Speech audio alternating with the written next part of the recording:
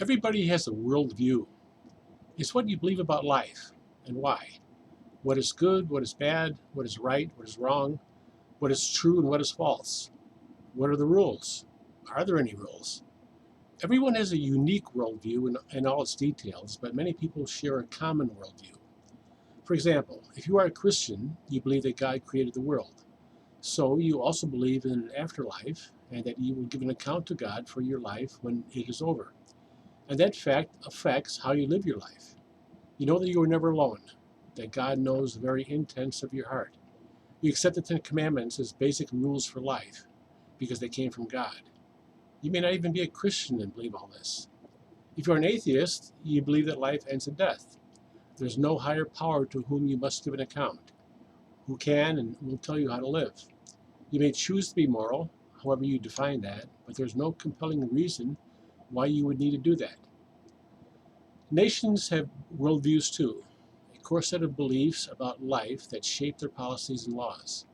And throughout history, they have been religious ones. Now today, for the first time, we have nations with atheistic worldviews, the communist countries. Like China has millions of Christians, but its worldview is atheistic. We have about 50 Muslim countries in the world today. India is primarily Hindu. Europe was Christian, but then two world wars fought on European soil between Christian nations made Europe reject much of their past, particularly their religious and national sentiments. In the United States, we were founded as a Christian nation with a Christian worldview. God, our Creator, gave rights to human beings, which defined what liberty and freedom meant. Some today will argue that point. They say that we were always a secular nation and that this is what the founders intended. The problem is that a secular nation can't have inalienable rights, because in a secular country, there's no higher power than the government. These rights are not the natural rights that philosophers figured out. Our nation didn't go to war with the world's leading superpower over the musings of philosophers. And this wasn't the doing of deist gods either, as people often say that our founders were deists. A deist God wouldn't get involved.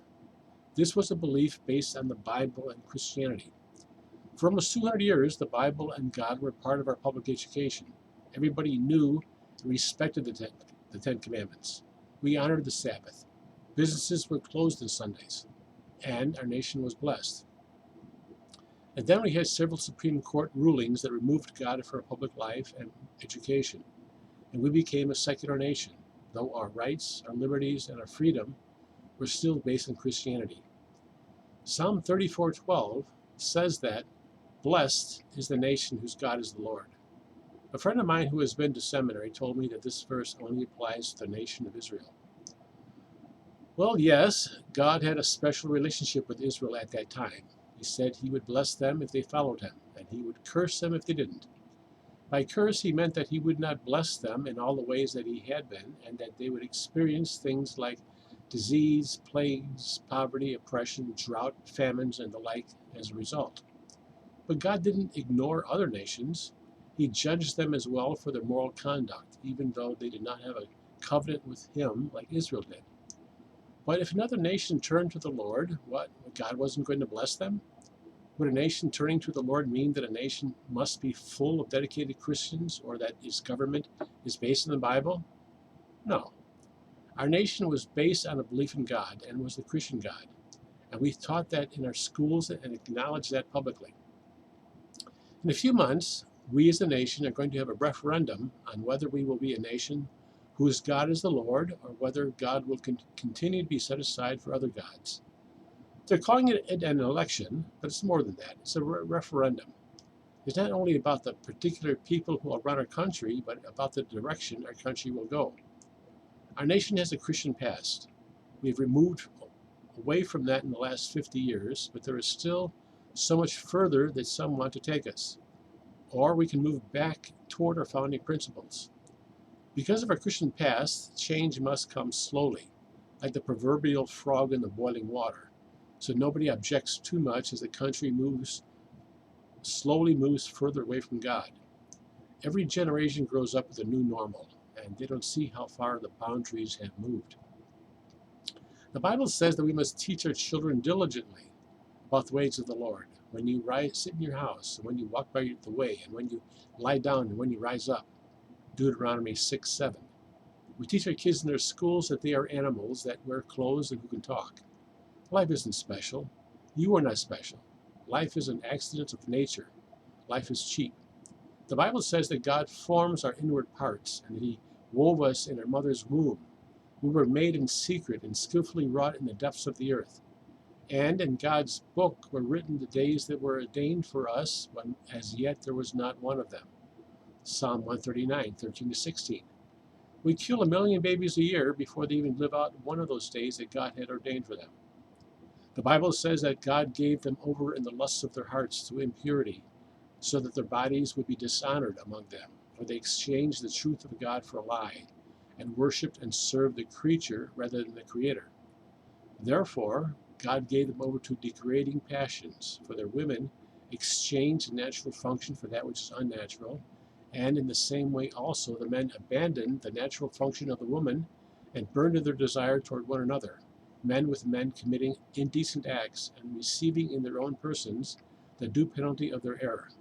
And just as they did not see fit to acknowledge God any longer, God gave them over to a depraved mind to do those things which are not proper. Romans 1:25-28.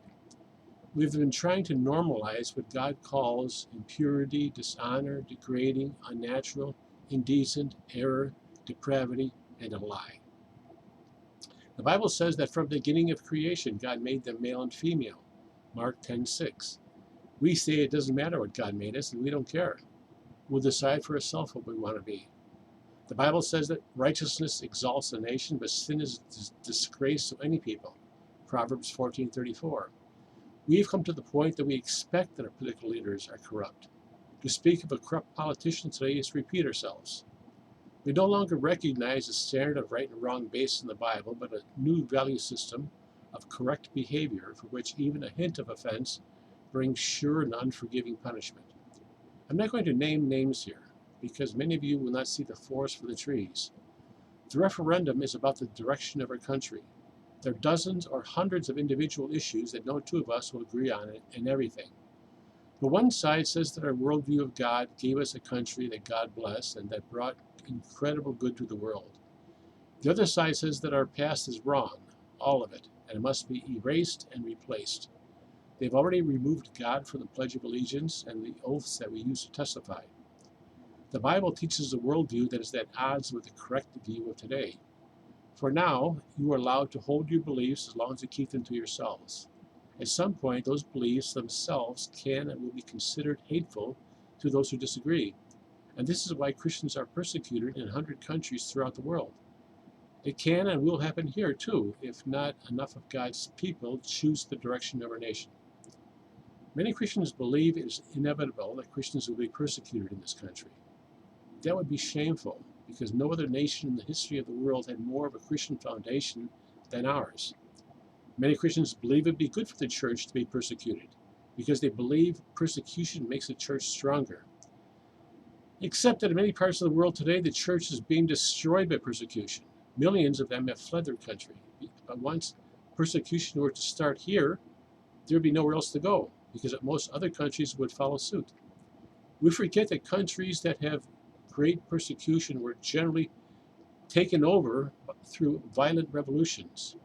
If persecution were to come to our country, it would be because Christians let evil take over through indifference. We don't have dictators in our country, we have representatives. If our representatives don't represent our interests, then we are responsible to get ones that do. If you can't find any, that means you need to do it yourself, like Nehemiah building the walls of Jerusalem.